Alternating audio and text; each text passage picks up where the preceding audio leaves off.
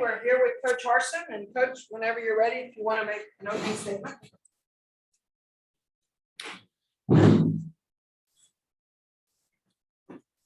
All right, well, first thing, disappointed in the result of the game, obviously, and Texas A&M is a good team. They showed that. Their defense played well. They played physical. I thought it was a physical game today by both sides. And, the score being 3 points for however long it was, it's just a matter of time before somebody's going to be able to put some points on the board. It comes back to playing good football. It comes back to taking care of the ball and being able to be in a positive category on turnovers and, the factors that come with being on the road too. You got to play good. We didn't play well enough to win today. A&M is a good team, and, there's things that we have to go back and focus on, and same things that we talk about every single week.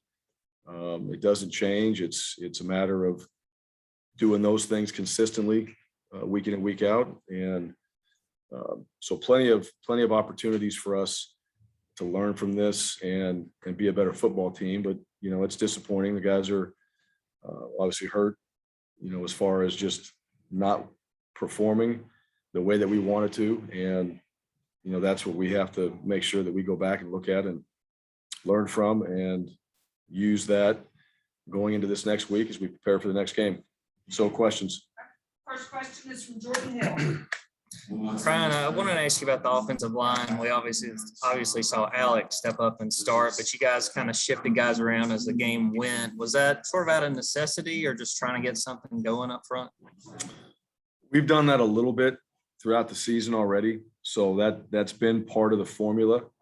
Getting some guys in there that deserve to play, also getting some guys in there that we feel are a little more fresh at times. I don't know all the different rotations. Coach Friend handles that, but that is something that we've done. And against a good team up front like A&M, and still being a team that wants to run the football, having some guys in there that could help us do that. That was part of that plan. Question from Bennett Durando. Bryan, it seems like these last few weeks, whenever things have sort of started to go downhill, you guys have really been able to find the answer. What was A&M doing that made it tough to sort of dig out of that hole today? Yeah, well, A&M's good. That's one. They're a good team. We knew that coming into the game. I just don't think that we found that play, that momentum, that spark to really get us on the offensive side in particular, to get us going. And we had our opportunities, and, there was plenty of self-inflicted wounds that we had in there, drop passes. We lost the ball. We fumbled it. Obviously they scored on defense, which is a big part of it. So there were plenty of things that we can control that we didn't help ourselves with. And, that hurt our offense, hurt our team. The defense, I thought, played well through the game. A&M had some big plays. They had a couple explosives in there. They hit some runs. Those things are going to happen throughout a game. I thought the defense recovered well, did some good things in the red zone. But, we put the ball on the ground, and A&M's defense was able to score, and that becomes a factor in the game. So, and then, we missed a field goal in the red zone as well. And every point, all points matter in games like this. And so, it's just, it comes down to some execution. It comes down to creating some momentum. That's what we've been able to do from what you're asking. And we didn't create that momentum to really get us going and to get the drive going the way we need to, and having those type of plays we had in the past. Question from Tobias Wilburn. Hey, Bryan, what was it that made the running back tandem so tough to do with those guys like to bind for 200 yards? Well, I mean, that's part of, you're talking about A&M's. You're talking about A&M. Yeah, A&M's. Yeah. Yeah. They're that's part of their formula. They're going to play both players. We knew that. And, they were able to hit some inside runs. I don't know the whole reason why they were able to do that. Their O-line's probably doing a good job. I know that we misfit a couple plays. The backs found it. When you play good tailbacks, they're going to get downhill and vertical. You got to be able to fill those gaps and play downhill like we did most of the night.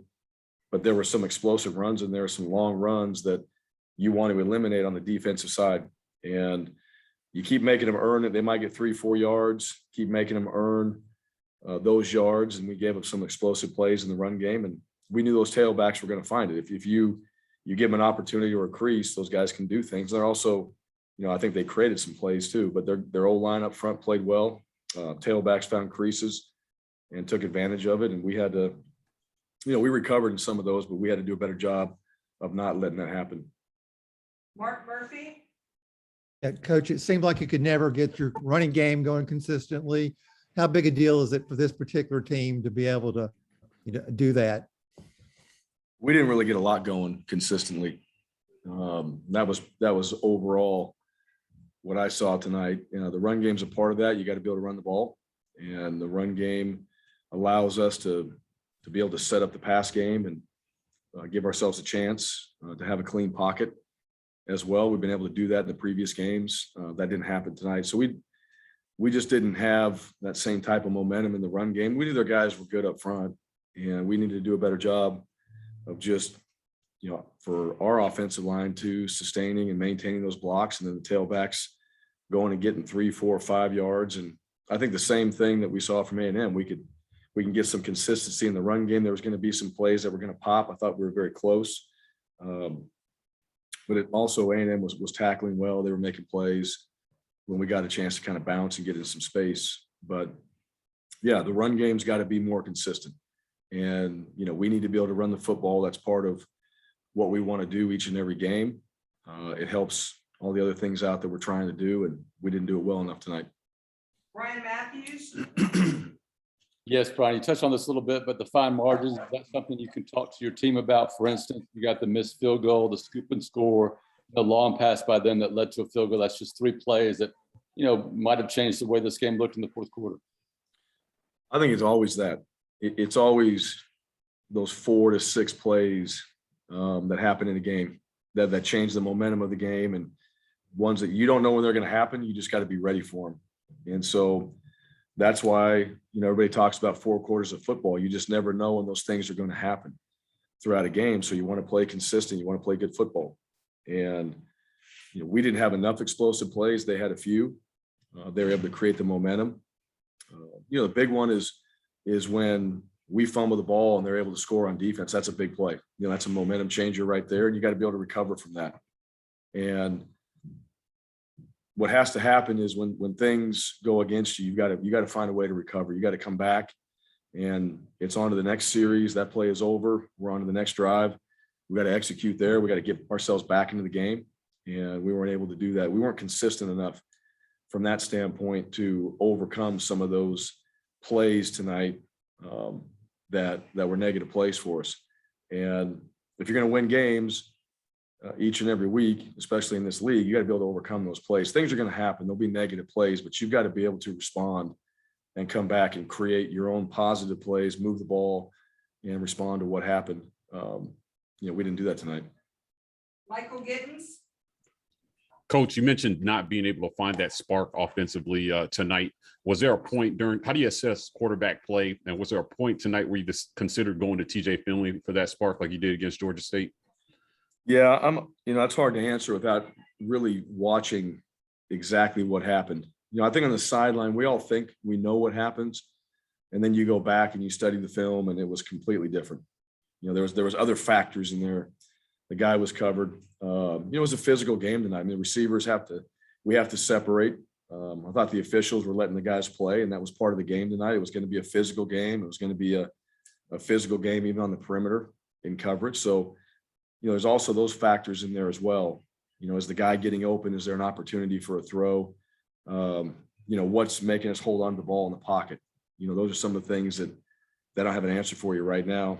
As far as the momentum goes, felt like Bo, could get us back in the game, that we could get that spark. That's something that he's shown and we've done throughout the season.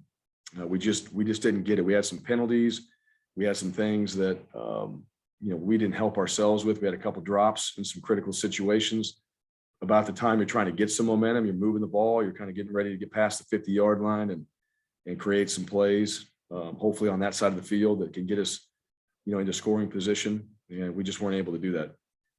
We'll finish up with Brian Stoltz.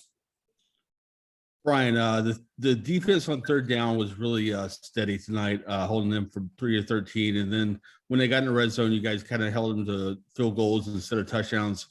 What does that say about this team's effort and the strength of this defense? And what's the difference when they get in the red zone and they make these plays that keep them from getting 6 points? Yeah, well, I think our defense will swell up in the red zone, and I think we did well on third down situations tonight, for the most part. And when they were able to move the ball down the field, we did swell up in the red zone, did a good job there. And so I thought there were some good things. It's a 3-3 game for 3 quarters tonight. So, the defense is playing well. Texas A&M's defense is playing well, and the offenses are trying to find some rhythm, find something that can put some points on the board. So, for us, we got to find a way to score.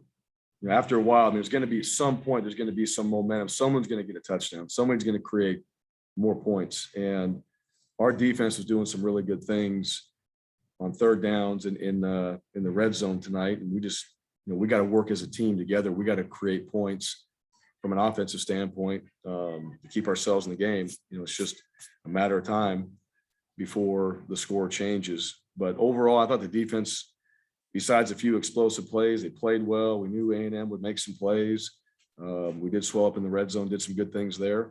And, we've been doing that, so we can build from that there. But overall, as a team, we've got to come together and play better as a team to win games like this.